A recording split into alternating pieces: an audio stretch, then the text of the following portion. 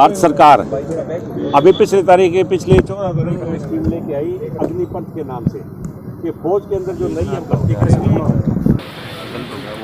आज कांग्रेस पार्टी सारे हिंदुस्तान में हमारी राष्ट्रीय अध्यक्ष श्रीमती सोनिया गांधी और राहुल गांधी जी के निर्देशानुसार और स्टेट के अंदर हरियाणा के अंदर चौधरी भूपेंद्र सिंह हुड्डा और उदय भान जी के दिशा निर्देशों में 90 के 90 हल्कों में आज हमारा सत्याग्रह है।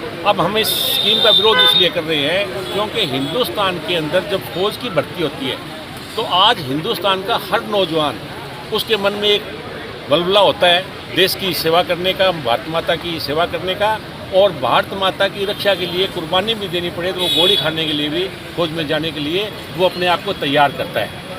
आज इन्होंने उस फौज के नाम को ही ख़त्म कर दिया और आप देखते हो, आप सारे के सारे ग्रामीण क्षेत्र से, शहर के क्षेत्र से हो कि हमारे देश की जो फौज है उसका सम्मान सारे वर्ल्ड के अंदर बहुत ज़्यादा है।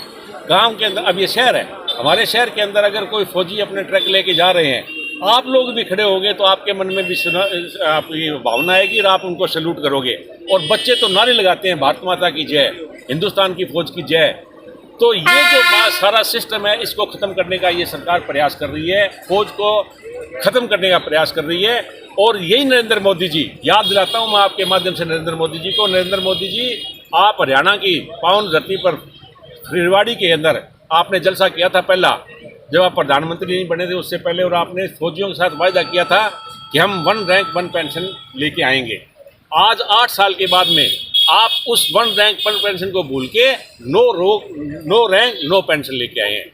जब फौजियों का एक रैंक होता था, एक नाम होता था, उसको भी आपने ख़त्म कर दिया, करने का प्रयास किया है, और दूसरा पेंशन इसकी है ही नहीं। अब आपके माध्यम से मैं पूछना चाहता हूँ कि इनको ये समझाए, कोई बताए कि एक कंप्लीट फौजी बनने के लिए कम से कम 3 साल चाहिए। ये तो कहते हैं 4 साल में रिटायर कर देंगे। अरे फौजी जब फौज में भर्ती होने के लिए जाता है 3 साल तो उसको चाहिए कंप्लीट फौजी बनने के लिए। और सारे देश में किसी भी जगह कोई भी लड़ाई हो जाए किसी बॉर्डर के ऊपर, वहाँ जाने के लिए तो उसको 7 साल चाहिए। क्योंकि हमारे देश का आप क्लाइमेट देखो, कारगिल के अंदर क्या पोजीशन है, -50 डिग्री का टेम्परेचर है। यहाँ चले जाओ +50 डिग्री का टेम्परेचर है। आप इसमें गुजरात और राजस्थान के बॉर्डर पर चले जाओ।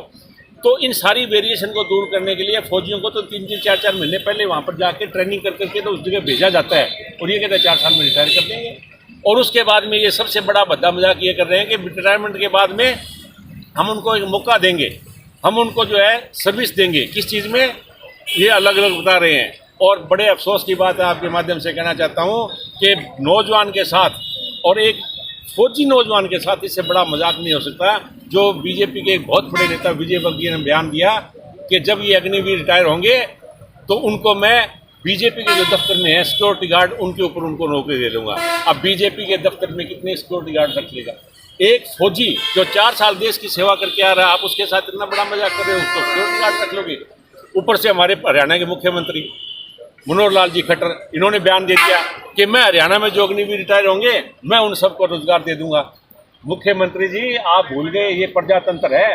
यहाँ मुख्यमंत्री रानी के पेट से पैदा नहीं होता, लोगों के वोट से बनता है।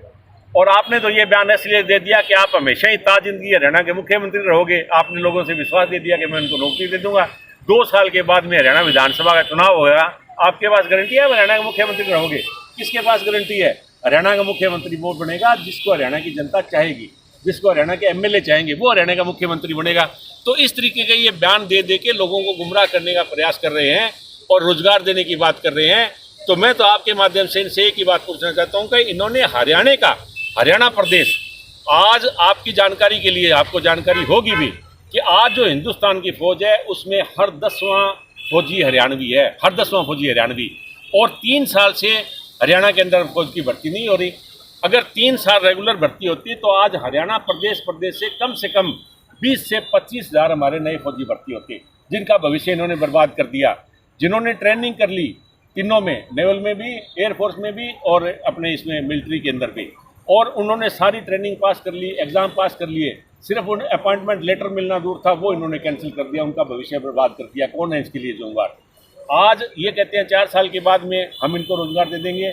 मैं आपके माध्यम से, आपके चैनल के माध्यम से इनसे पूछना चाहता हूँ सरकार से कि अब भी सरकार के अंदर स्कीम है कि जो हमारा 15 साल सर्विस करके फौज के अंदर रिटायर फौजी होकर आ जाते हैं, 15 साल के बाद में उनको भी कोटा है कि इतने परसेंटेज को हम इन में नौकरियां देंगे। तो सरकार श्वेत पत्र जारी करे कि जो अब भी हमारे रिटायर्ड फौजी कह रहे हैं इनमें उन्होंने कितनों को नौकरी दी।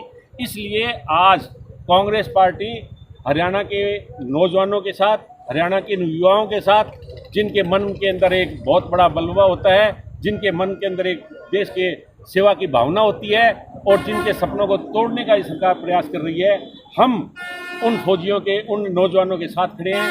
और कांग्रेस पार्टी जब तक ये सरकार ये अग्निपथ की योजना जो नौजवानों के भविष्य को बर्बाद करने के लिए की है, जब तक ये योजना वापस नहीं लेगी और जो हमारी परंपरा थी फौज की भर्ती की, हमारे नौजवानों का सपना था, उन सपना को पूरा करने का जब तक ये प्रयास नहीं करेंगे, कांग्रेस पार्टी हरियाणा प्रदेश के अंदर चौधरी भूपेंद्र सिंह हुड्डा, उदयभान जी, दीपेंद्र हुड्डा जी के नेतृत्व में और सारे देश में सोनिया जी और राहुल जी के नेतृत्व में उन नौजवानों के साथ हर जगह खड़ी रहेगी। आज हमारा सत्याग्रह आप देख रहे हो, ये हर कॉन्स्टिट्यूंसी लेवल के ऊपर सत्याग्रह है, ये 1 बजे तक चलेगा और उसके हिसाब से जो ही आगे पार्टी का दिशा निर्देश आएगा, हम ये लड़ाई सड़क से लेके विधानसभा से लेके लोकसभा तक हमारे नेता इस लड़ाई को लड़ते रहेंगे। और हम जो हमारे नौजवान हैं उनके साथ, जैसे किसानों के साथ कांग्रेस पार्टी खड़ी रही और किसानों की जीत हुई 1 साल के 13 महीने के संघर्ष के बाद में, जो कानून आज ये कहते हैं कानून बन गया, स्कीम बन गई, वापस कैसे होगी? अरे वो तो लोकसभा के अंदर, पार्लियामेंट के अंदर पास हो गया था। 3 काले कानून सरकार ने पीछे के दरवाजे से आपके सामने पास कर दिए थे, विधानसभा में कानून बन गया था। उस कानून बने हुए को भी किसानों के संघर्ष के सामने सरकार को झुकना पड़ा, वापस लेना पड़ा।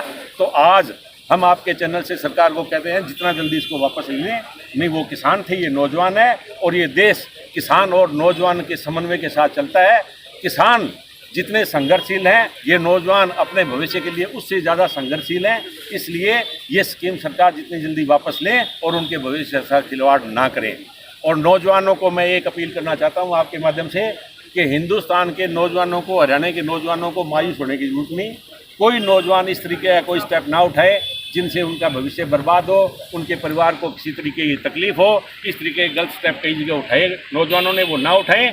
हम उनको विश्वास दिलाते हैं कांग्रेस पार्टी हर जगह आपके साथ है। संयम से अपना संघर्ष करें जैसे किसानों ने किया, हमारी जीत होगी, नौजवानों की जीत होगी। और सरकार को ये अग्निपथ की स्कीम वापस लेके और हमारी फौज की जो एक परंपरा बनी हुई थी वो परंपरा को वापस जारी करके और उन फौजियों का, उनको मान सम्मान वापस दिलाने का प्रयास करेंगे।